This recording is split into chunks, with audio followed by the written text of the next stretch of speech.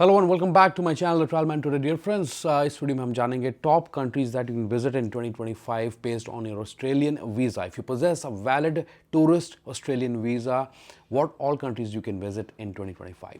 तो आगे बढ़ने से पहले मैं आपसे रिक्वेस्ट करता हूं कि इस वीडियो को शुरू करने से पहले कि आप चैनल को सब्सक्राइब करें। अगर आप चैनल पर पहली बार आए हैं, वीडियो को लाइक करें और इस वीडियो को शेयर भी ज़रूर करें सबके साथ। Let's begin. तो सबसे पहली कंट्री यहाँ पे होगी आर्मेनिया। आर्मेनिया के केस में यूजुअली आपको अप टू 90 डेज़ का स्टे पीरियड मिलता है। इंडियन पासपोर्ट होल्डर्स को स्ट्रिक्टली ई वीज़ा ही अप्लाई करना होता है। अलग से कोई वीज़ा ऑन अराइवल की फैसिलिटी नहीं है, लेकिन इसके अंदर कुछ एक्सेप्शंस हैं, कुछ कंडीशंस हैं। वो ये हैं कि अगर आपके पास कुछ कंट्रीज़ का वैलिड वीज़ा है या रेजिडेंस परमिट है, दोनों में से कोई एक है।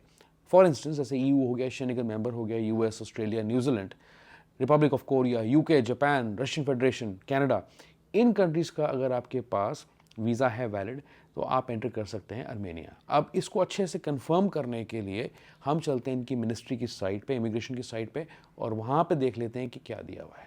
Top countries you can apply for a visa through Atlas site: UAE, Egypt, Vietnam, Indonesia, Azerbaijan and Oman.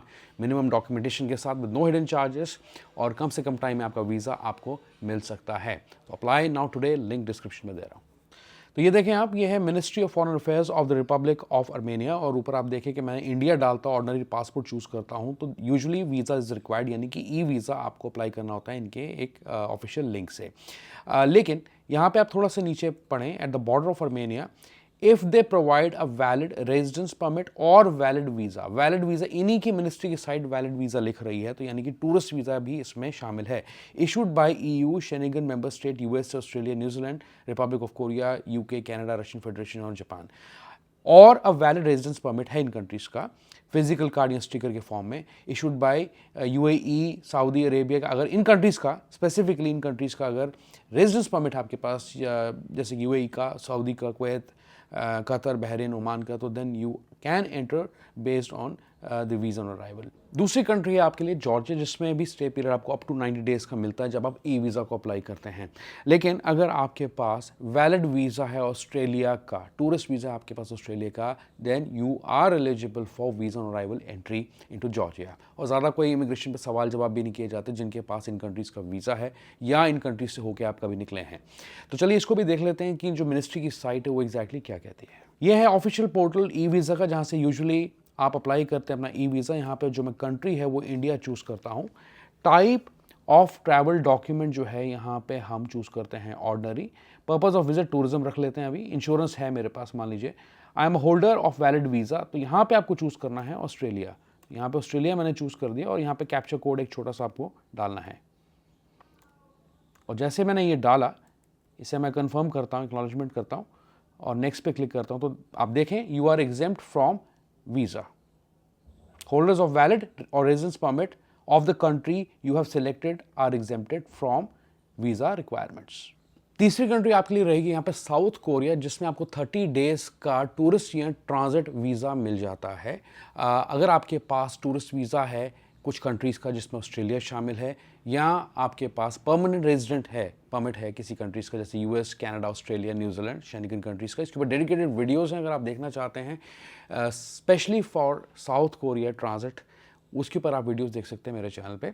अब इनकी जो गवर्नमेंट की साइट है उस पर भी हम जाके देख लेते हैं कि ये कहाँ दिया हुआ है कि जो ऑस्ट्रेलियन वीज़ा होल्डर्स हैं वो वीज़ा फ्री एंटर कर सकते हैं कंट्री के अंदर for the purpose of tourism, and that too for 30 days. तो यहाँ पे आप पढ़ें, hold a visa including permanent residency re entry permit to enter either the US, Canada, Australia or New Zealand and transit through Korea to enter one of the aforementioned 4 countries, has stayed in and departed from one of the aforementioned 4 countries and transit through Korea bound for the country of origin or a third country।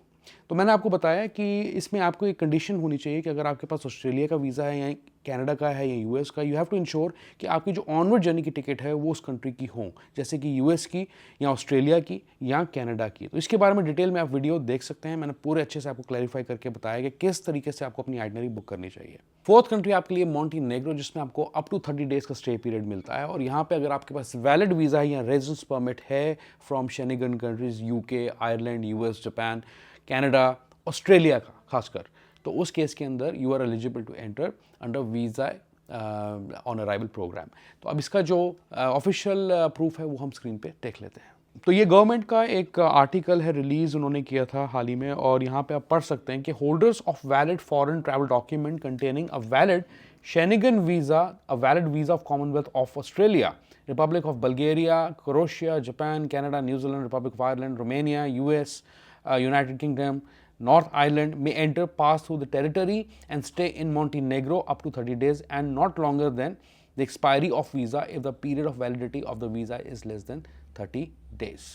Next country आपके लिए Oman, जिसमें 14 days का visa on arrival Indians को मिलता है अगर उनके पास एक वैलिड ऑस्ट्रेलिया टूरिस्ट वीज़ा है, कनाडा का है, जापान का, यूएस, यूके, शेनिगन का है। अब चलिए स्क्रीन पर चलते हैं और इनके एक ऑफिशियल पोर्टल से कंफर्म करते हैं इस चीज़ को। तो मैं एक ओमान की लोकल वेबसाइट पे हूँ और यहाँ पे आप थर्ड पॉइंट पढ़ें, the full text of the regulations regarding visa exemption is set out below.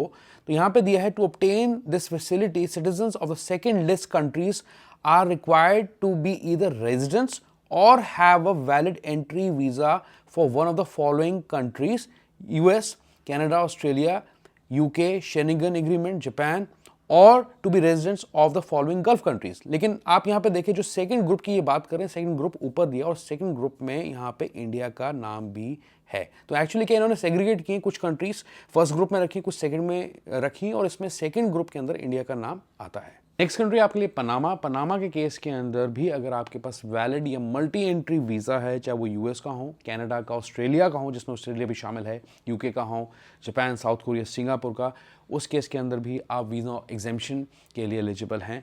अब इनकी गवर्नमेंट पोर्टल पे चलते हैं, साइट पे, और देख लेते हैं कि वहाँ पे क्या दिया है। तो ये ऑफिशियल इनकी एम्बेसी की साइट पनामा की, यहाँ पे वीज़ा एग्जेम्पशन के बारे में दिया हुआ है। Any person of nationality who requires a visa to enter Republic of Panama who has a valid visa or residence duly issued by Canada, US, Commonwealth of Australia, the Republic of Korea, Japan, UK, Great Britain and Northern Ireland, Republic of Singapore and any other state that make up the European Union may enter national territory. Next country आपके लिए रहेगी यहाँ पे the Philippines, और उसके case में भी visa free travel आप कर सकते हैं और 14 डेज का स्टे पीरियड आपको मिलता है, जो कि फर्दर और 7 दिनों के लिए एक्सटेंड किया जा सकता है, लेकिन उसके लिए आपको इमिग्रेशन ऑफिस में विजिट करना पड़ता है। और फिलीपींस के केस में अगर आपके पास वैलिड वीज़ा है या रेजिडेंस परमिट है इन सभी कंट्रीज़ का, जिनके मैंने पहले भी नाम लिए हैं, और खासकर ऑस्ट्रेलिया की हम बात कर रहे हैं, तो अगर ऑस्ट्रेलिया का भी टूरिस्ट वीज़ा है आपके पास, you are eligible for the entry into the country. अब इसके बारे में इनकी जो गवर्नमेंट पोर्टल है वो क्या कहती हैं वो देख लेते हैं। तो मैं हूँ official embassy of the Philippines की साइट पे, न्यू दिल्ली की साइट पे, और आप यहाँ पे देखें पहली ही लाइन दी हुई है, regulations granting visa free entry to the Philippines to Indian nationals with valid and current American, Japanese, Australian, Canadian, Schengen, Singapore, UK visa और परमानेंट रेजिडेंस परमिट। तो आपने यहाँ पे क्लियरली पढ़ लिया है कि अगर आपके पास ऑस्ट्रेलियन वीज़ा है, you are eligible for visa free program for 14 days of stay period. और बाद में है लास्ट कंट्री आपके लिए सिंगापुर, और सिंगापुर के केस के अंदर भी अप टू 96 आवर्स आप कंट्री के अंदर स्टे कर सकते हैं। यहाँ आपको ट्रांजिट पर्पस के लिए एंटर करना है। अगर आपके पास एक वैलिड ऑस्ट्रेलियन वीज़ा है then it is for you are eligible for VFTF transit facility, जिसके बारे में मैंने कई बार बात की है। अब उसको भी उनके ऑफिशियल पोर्टल पर जाके हम कंफर्म कर लेते हैं। तो मैं हूँ सिंगापुर ICA की इमिग्रेशन की साइट पे, और आप यहाँ पे पढ़ें, you must have a valid visa long term pass with a validity of at least 1 month from the date of entry into Singapore under VFTF issued by and or good for entry into any of the following countries। ठीक है, तो आपके पास इन countries का, तमाम countries का visa होना चाहिए, और वो टूरिस्ट वीज़ा भी हो सकता है। Alright, thank you so much for watching this video. बस इतनी सी वो कंट्रीज़ हैं जो कि रेलेवेंट लगी मुझे बताने के लिए, और मैंने ऐड की हैं। अगर मैं 1 मिनट के लिए UAE की बात करूँ, तो UAE के केस के अंदर आप बिल्कुल भी चांस मत लेना अगर आपके पास ऑस्ट्रेलियन टूरिस्ट वीज़ा है। आप सोचें कहीं कि टूरिस्ट वीज़ा लेके मैं UAE में एंटर कर जाऊँ, वीज़ा ऑन अराइवल मुझे मिल जाएगा, नहीं मिलेगा। उन्होंने हाल ही में जापान, साउथ कोरिया, सिंगापुर जैसी कंट्रीज़ को भी लिस्ट में ऐड किया है, प्रोवाइडेड अगर किसी के पास परमानेंट रेजिडेंट वीज़ा है, वो प्रॉपर रेजिडेंट है उस कंट्री के। PR के केस में आपको मिल सकता है, अगर आपके पास मान लीजिए ऑस्ट्रेलियन PR है तो मिल सकता है। और टूरिस्ट वीज़ा लेके वहाँ पे जाने की गलती आप मत करना। तो इसको मैंने अलग से लिस्ट में एक्सक्लूड करके रखा है, जो मैं आपको इस वीडियो में बता रहा हूँ, अगर आपने कुछ पुरानी वीडियोस मेरी नहीं देखी हैं। एनीवेज, इस वीडियो को यहीं खत्म करते हैं। वीडियो को लाइक करते हुए जाएं, चैनल को सब्सक्राइब करें, और मैं मिलता हूँ आपको किसी और एक वीडियो में। तब तक के लिए अपना बहुत बहुत अच्छे से ख्याल रखें। Good bye, take care.